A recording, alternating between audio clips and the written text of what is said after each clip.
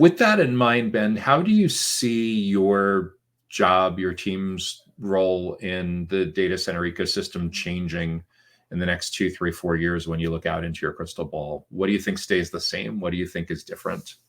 Yeah, so I would tell you that the biggest change that I'm seeing is a lot of folks, and this isn't just in what we do. I hear this from, again, non-competing folks in the industry that I talk to all the time, moving to more of the owner-furnished, contractor-installed OFCI, and just these owner-operators really wanting to have a bigger stake in the supply chain. They're still fresh off of COVID and all the crazy lead time issues, and so people want to control it more, not only from a cost perspective, but just from an uptime perspective.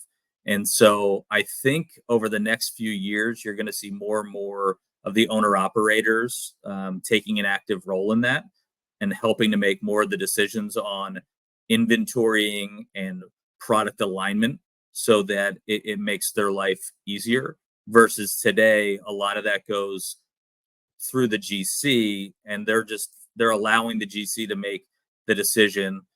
Sometimes, depending on the GC, they're great, they know what they're doing, they're not hyper focused on cost, they're hyper focused on value.